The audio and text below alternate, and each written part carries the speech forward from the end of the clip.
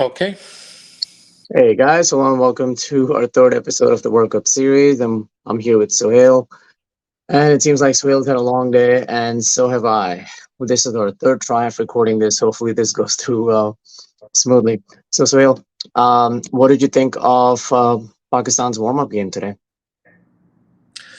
I think it was a great opportunity, and Pakistan is lucky to get New Zealand and Australia as warm up Mhm. games, isn't it? Even India is not getting that opportunity. One game was washed out, and I think Both of them, Netherlands, actually. both of them, yeah, exactly. Yeah. Mhm. So they were unlucky. We were lucky enough to get both the games, and today we were far better side than the previous game, I would say, especially from batting point of view. Chasing 351 was not an easy thing, but the typical Pakistani debacle happened. Like they were one time 91 for four, and I was literally hating them when I saw the score at the cricket info. That man, same story, 150 all out, maybe. But yeah, they did good. You're talking about when they were batting? Yeah. Yeah, exactly. Because since it's a warm up game, so I believe most of the people, they're not paying attention to the timelines and they might not be watching the entire game.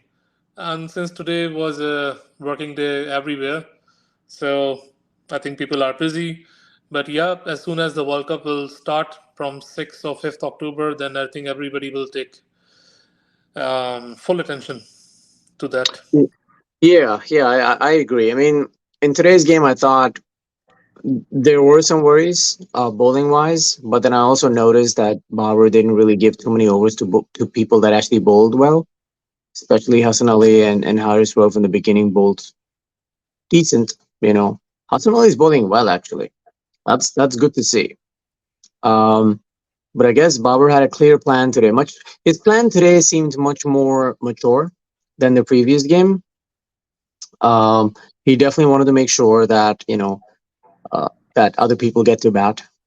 So I don't know if you follow other podcasters or not, or YouTubers or not, but Salman Butt heavily criticized Babar in the last warm-up game, and he said कि ये तो बस दोनों जो है खुद ही batting करना चाहते हैं, Babar and Rizwan, carrying over their thing from the T20s, and they don't want anyone else to bat. It was a missed opportunity against New Zealand, and blah blah blah blah blah.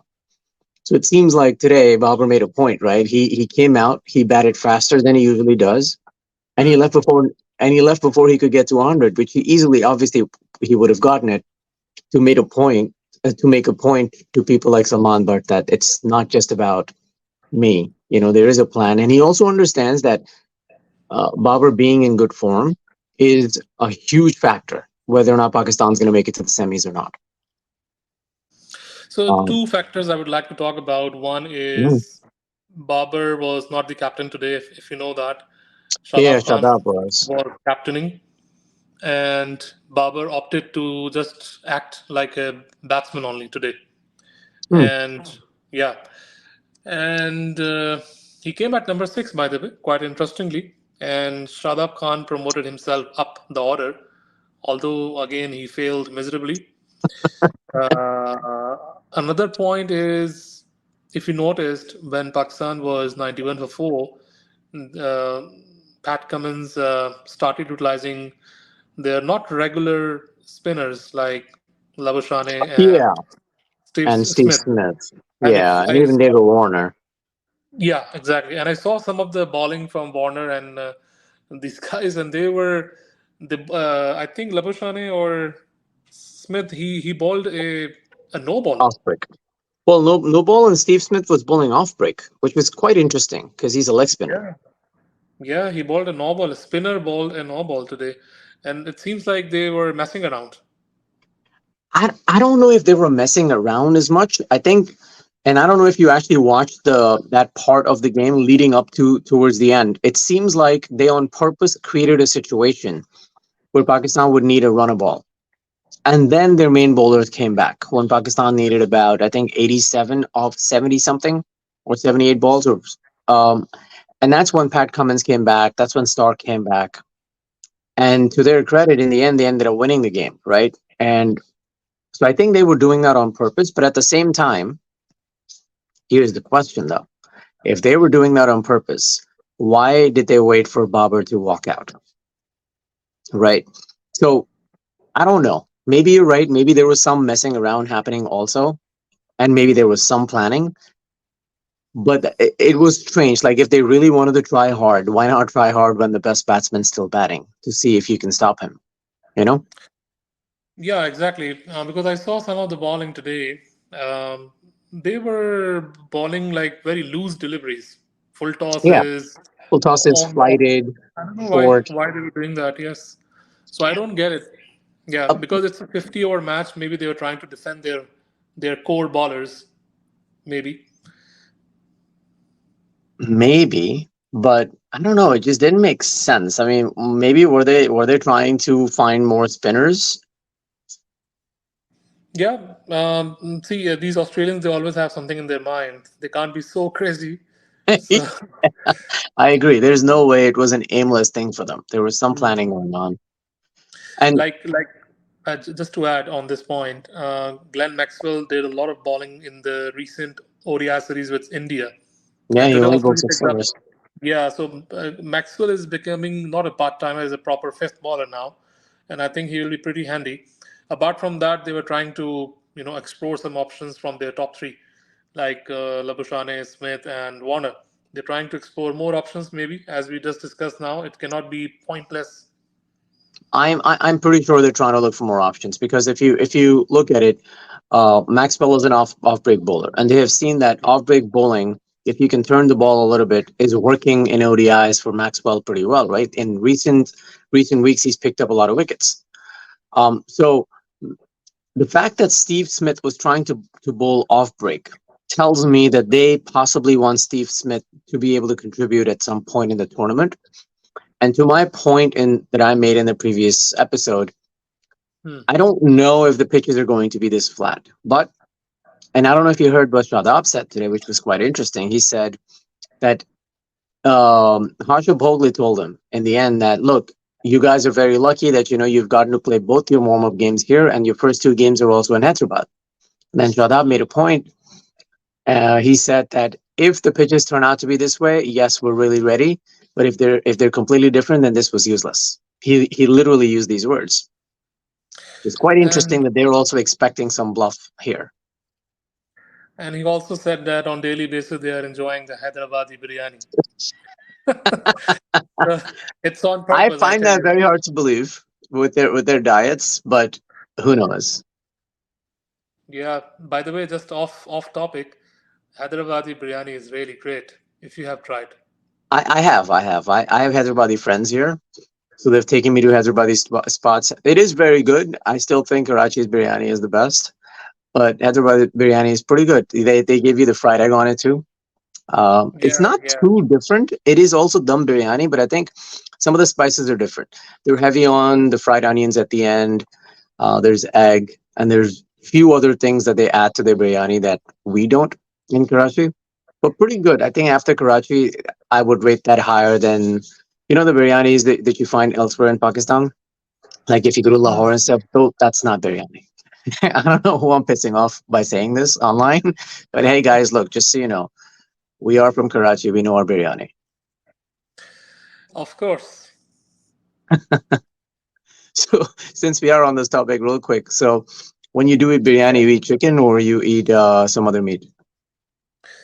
Well, I'm more of a chicken Yeah. because and a bit on mutton and almost Mm, 0.0101% on beef. really? Okay. Okay. Sounds good. Um, but yeah, but coming back to the warm up game, I mean, I think it was pretty good exercise overall. Look, if maybe we're gonna get combination of pitches, maybe some pitches are going to be like this, and let's assume for a second that pitches are going to be like this, right? Hmm. In that scenario, I think what Babar, not just Babar, I think what we as fans also need to understand is that 350 is a gettable score. Yep. If you bat well. Yep. 300 is now like how 260 used to be on a pitch like this, and I don't know how much of that tour of India you remember when Pakistan went in and MS Dhoni made his debut in that one day series. Do you remember that series? I think it was 2005. Yeah, I think that was his early days, and I think he really performed very well. Yes, that is also the series when Afridi scored that second fastest of his own hundreds of 43 balls, I think, in the Hmm. fourth ODI. It was a very long one day series. In that series, in the beginning, Pakistan lost two games because the pitches were very flat and India was just outscoring Pakistan. And then Pakistan picked up on this thing that it's okay to get hit for a lot of runs because it is easy to chase them down. And they started to chase these runs down 320, 330, 310. And Hmm. then they chased those runs down, I think three games in a row. And the fourth one, when they played, India couldn't score too many runs because they realized that they're outscoring them now. They're outbowling them now. So I think once they get past that mental point that going for 10 runs and over or 8 runs and over for a fast bowler is okay on these pitches. Once they get beyond that mindset, then I think these games become very easy. But if they constantly feel like, oh my God, I got thrashed today, then that pressure does not help you chase these runs down. Um, like at one point, I understand that they were just spinners bowling, but it seemed pretty easy that they were going to chase these down easily if they had just put their heads, together. Yeah, true that, and I think they're trying to find the combination.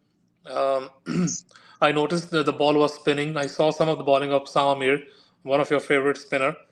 So I saw him the ball, and I think he picked up 2 wickets as well today. And his ball was spinning. He was at least like today. Shadab didn't bowl, I guess, so he was better than Shadab for sure. Yeah, no, Shadab bowled, I think. He bowled, what, 3 or 4 overs maybe? Yeah, he did. See if You're I right. can. Yeah, he picked up 1 wicket as well. Yeah, he No, bowled a by the little way, bit. no. He bowled 10 overs. By the way, yeah, I'm just noticing. Okay, he Yeah, bowled I'm ten trying to overs. see. Yeah, so Shadab bowled. Osama Bir is a genuine bowler. And Hmm. I'll come to his batting in a bit, but I don't think Pakistan can play any game in this World Cup without him. That's just my personal opinion. I don't think it makes any sense to waste time on Muhammad Wasim. He is just not bowling well right now. Uh, he bowled okay, I guess today. It wasn't terrible. Haris Rauf definitely is a bit of a concern. I think in all of this, Haris Rauf is the most worrying point because he's going for 10 runs and over. Yeah, it's 9 overs, 97 runs. Too much. Yeah, and he's one of those guys that you always feel that if no one else but Haris Rauf can fight it out because he comes from that tape ball background, right? Where you're constantly fighting the batsman because the hitting is so easy. So you always believe that he's going to come up with a way of stopping these batsmen. But the fact that he's not getting any swing up front is a huge concern, in my opinion. Um, some of it is getting hidden by the fact that Hassan Ali actually is bowling very well and he's bowling really good length. I really hope he continues that into the World Cup. But Shaheen, Hassan Ali, Haris Rauf, I think they're going to form the fast bowling part of things, and then Shadab and Osama Mir are going to be the other two. I don't think Mohammad Wasim is going to make the cut. Yeah, I think Nawaz is getting better, and I saw today's his batting. He was like clean hitting, clean Yeah. sixes, clean boundaries. Same thing what he did with India last time. So I really loved his batting highlights today. So Nawaz is very much there, and for sure Shadab is very much there. It's between Mohammad Wasim and Osama Mir who will make it. Yeah. So now at this point, I come to Osama Mir's batting, and I don't know if you saw that one shot he hit today over covers. Yeah, I saw that. Man, that is a top order batsman shot. That is one of the toughest shots to execute in cricket because you have to let the ball come to you, control your hands, and hit it when the ball's right under your eye. For him to be able to hit that as a number seven, number eight batsman, that's a very handy guy to have. I would work on this guy even in test matches and develop him into someone like Ashwin, someone that can go in and score 50s in tests. So he's Hmm. good. He is. He is. I saw some of the glimpses what he did today. Um, Man. the problem is he is in between Nawaz and Shadab, and he is like a third option as a spinner. That's Maybe you can call it politics. Maybe you can call it he's not in the lobby. But somehow we are seeing him. We saw him in the last two matches. Yeah, Um, so he did pretty good. He can hit sixes, and he can bowl well as well. But it depends. Like maybe they will try him in Netherlands match because that's the first official match they are having. Let's see. They can I try think him. he's going to be in the I think he's going to be in the starting 11. Even if Nawaz and Shadab both are playing, I think he's going to be there. Um, because now, with me, when it comes to Nawaz, I don't really think of him as a spinner. I just think of him as a slow bowler. He doesn't really turn the ball even on turning pitches. You know how I used to compare him to Ravindra Jadeja quite a bit until about a year ago. But then I noticed that Nawaz has just stopped turning the ball even on turning pitches. I don't Hmm. know how that's possible. These guys are playing at that level where everyone's always watching their action, how they finish their action, their follow through. So how can someone just lose that turn is amazing. But yeah, so that's a concern. So to me, Usama Mir is a genuine spinner. Shadab comes close. Sometimes Shadab turns the ball, sometimes he doesn't. I don't know how that works either. But Usama Mir, I think, when conditions get tough, or okay, I shouldn't say conditions. When tough times come, it is the genuine, complete cricketers that win games for you. I am a firm believer of that because they have that extra skill available to them to fight conditions that are unexpected. But when you go with, these half-ass cricketers, whether it's Nawaz or Shadab, on their day they can do amazing things like Nawaz did in that Asia Cup. But can he do it on a regular basis? Um, but how do you, if you had to pick between Nawaz and Shadab, who would you pick? See, Shadab is having an advantage. He's part of management, vice captain. No, no, no. Let's say if that was not a thing, and you were able to decide, who would you pick between the two? Well, looking at the current form, Nawaz is better than Shadab. Mm. And If you what did look you at the think of best Shadab's stats. captaincy today? I haven't watched the match today. Too difficult for me to comment. Honestly, I don't want to comment like anything. Mm, but it's very interesting to utilize Babar at number six, and he promoted himself. And he promoted Iftikhar as well. So I don't know what's going in his mind. I think that was based on the fact that Babar had already scored some runs in the previous match, and he wanted to make sure other people get to bat more. And that's why Rizwan didn't even play. So that I can understand. I think there was some thinking behind that. They probably, I think it's possible that Babar was probably not even going to play, and then he just played because it doesn't make any sense. Why was Shadab captaining if Babar was playing? Basically, what I heard that Babar was just playing on the betting part. He wasn't there on the field. That's why. No, no, I saw him field. He was Okay, there. okay. Wonder why. Hmm. Quite We'll come interesting. to one thing I want to highlight. I saw some shots of Fakhar Zaman today. Four boundaries today. He hit really well. He hit really well. Those well connected boundaries today. Yeah, I saw his glimpses of form, and then he did something Good silly, sign. but those shots were to good deliveries and they were clean. And especially the initial 6-7 overs were done by Pat Cummins and Mitchell Stark. So it's That was not high easy to quality play them. bowling. Yeah, Yeah. that's what real bowling. That was real bowling happening in the first 6-7 overs. So they did well, but unfortunately Imam had got out. I think he need to be very careful. He always get caught behind. I don't know why. Yeah, we can do an entire podcast on just Imam one day. So I know he has amazing stats. I have a lot of respect for the guy's hard work. I have a lot of respect for what he's gone through and where he now stands. But I don't think he is. His ranking would tell you that he's one of the top batters in the world. I do not believe he's even in the top 10 or top 15 because there's so many issues with this game that if someone balls across, he can get out. If someone swings the ball in early, he can get LB. When he gets frustrated, he has one shot. He goes down the track, he tries to slog over long off. If that doesn't come off, you know he's about to get out. So it's a matter of bowling, working. So typically you say, like Inzamam had, you could get him LB early on. One weakness. This guy has three, right? But because he plays so much on flat tracks and he has very good mind and focus, he creates a lot of big innings for himself. His average is good and all of that. But I've never seen him play in a big game where he would win the game. Can you think of any situation? Maybe I'm forgetting. No, I think honestly he played some good innings, especially the Australia Pakistan series in Dubai. And he and Babar did a lot of partnerships, more than 100, along with Fakhar. If you look at the stats, Imam ul Haq is always involved for more than 100 runs inning with Oh best yeah, of yeah, teams. yeah. So that I agree with. I mean, like in big games, in tournaments where it's do or die situations, or you have to progress to the next round.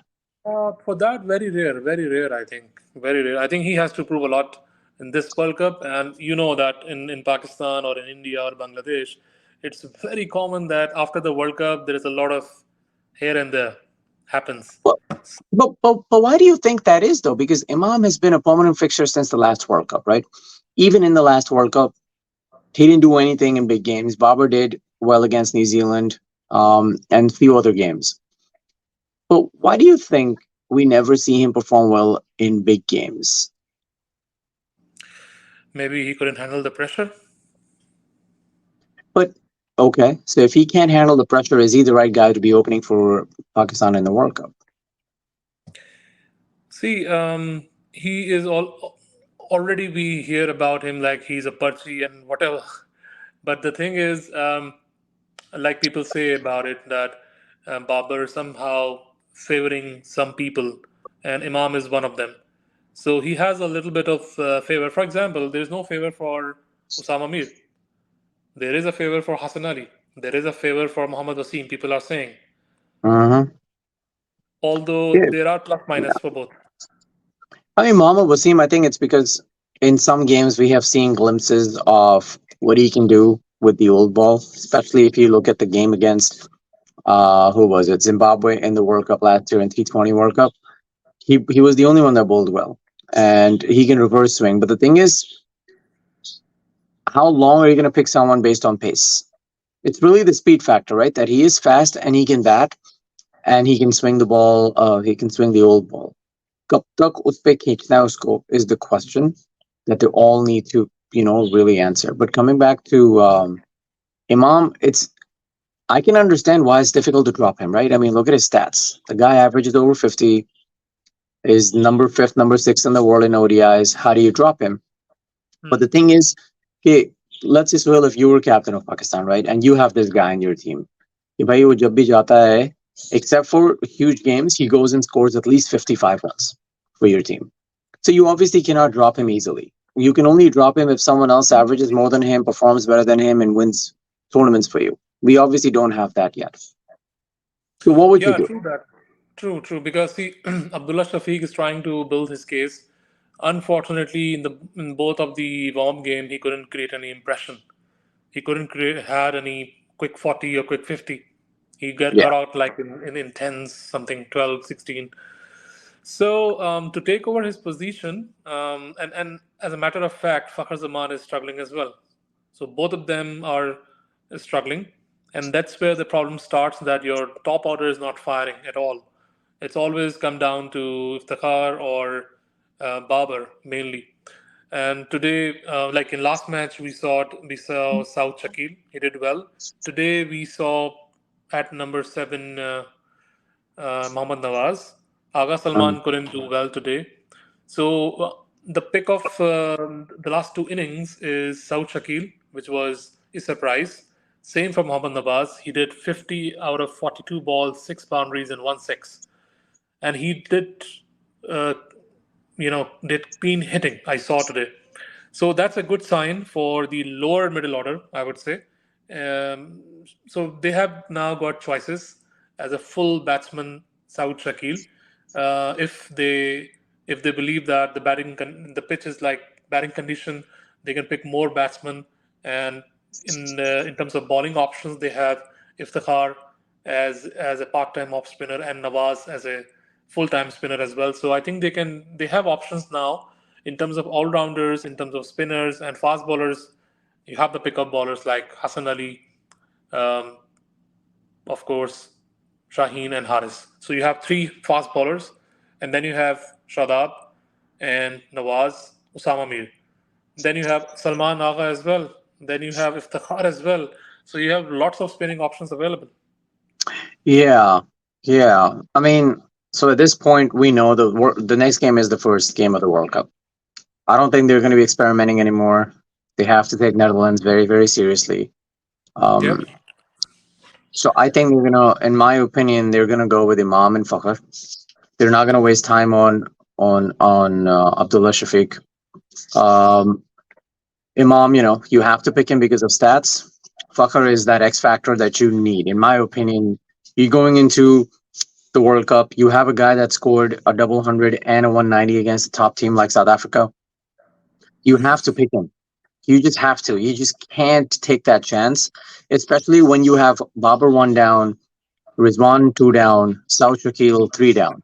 These three guys are solid, right? If one of them clicks, you're definitely crossing 250, 260. Then it's a matter of कि आपको opening ने क्या दिया. अगर opening ने कुछ runs दिए हैं, that means right there you can get to 300. अगर opening ने नहीं दिया है, then you have your Iftikhar, Nawaz. These guys come into play. So I think Hmm. that's going to be the lineup. See, I tell you, I'm waiting for Fakhar Zaman to turn on his beast mode. Oh I'm my really looking God, dude. forward. He will hammer them, literally. And Yeah. I saw some glimpse today. I was really happy to look at the highlights. Unfortunately, he got out on a very poor ball, by the way. It wasn't a great ball. Well, yeah. So what happened is, coming down the track, and Abdullah Shafiq was doing the same thing. You can only come down the track after you have seen the ball leave the hand of the bowler. But what happens is, as a batsman, and I'm just sharing my personal experience here, when you make up your mind that if there's any flight, I'm going to go down the track, as a batsman, as a human being, you're already a little bit nervous. You have to be very, very calm and make sure that you don't leave early, because that nervousness makes you leave the crease early because it's a little bit premeditated, right? You're like, okay, he's fighting the ball, I'm going down. But if you go down even half a second early and the guy is smart, he's going to pull the length back and he's going to make you look like a fool. So Yeah. either you don't go down or you go down really late. Or if you do go down, you should have a defensive shot even while going down, like how Michael Clark used to have in test matches. Unfortunately, he went down and he tried to go across the line to mid wicket against an off break bowler that was getting turned. So he looked silly in the end. But that's Fakhr Zaman for you. You know, that's just how he plays, man. Yeah, I agree with you. So let's hope for the best. As I Yeah. said in the beginning, some really good batting today. We can see Fahar is coming back into the zone. A little bit worried about Imam, and I don't know about the future of Abdullah Shafiq because for sure our number three batsman is Babar, and then Rizwan because Rizwan Yeah. is not playing today, and then Iftikhar. That's it. These are the top But five. I can tell you, in both the games, batting has been good, right? So the issue really is who is going to bowl. And if, let's say, if against Netherlands, Babar wins the toss and decides to bowl, who is going to open the bowling? See, it's a different kind of World Cup I'm seeing now. We are having kind of no problem in batting, but now we are having problem in bowling. It's a different thing happening this World Cup. It is strange, but we started to see the glimpses of that in Asia Cup, right? After that first game against India, where Pakistan bowled well. Since then, they've just not been the same. I mean, what's changed? I don't really understand. Like, is it just mindset that they're just not in form all of a sudden mentally, or pitches? Like, what is it? I think as as they say, people say that 1 minute down, 1 minute up. So Pakistan is like Pakistan. The unpredictability of Pakistan is the beauty, basically. So let's see how how they'll how behave. is it beautiful, man? I mean, we have no idea. What's going to happen? I mean, yeah, Uh, See, the world knows that one day Pakistan can be beaten by Kenya or Zimbabwe, and next day they can beat England, Australia back to back, and South Africa as well, and they've done it in 2019 World Cup. yeah. I mean that is crazy. But I really hope eventually they can get rid of this unpredictability tag So and far, become no. more consistent. Yeah, so far it doesn't seem like. I mean, I think in T20s they somewhat have,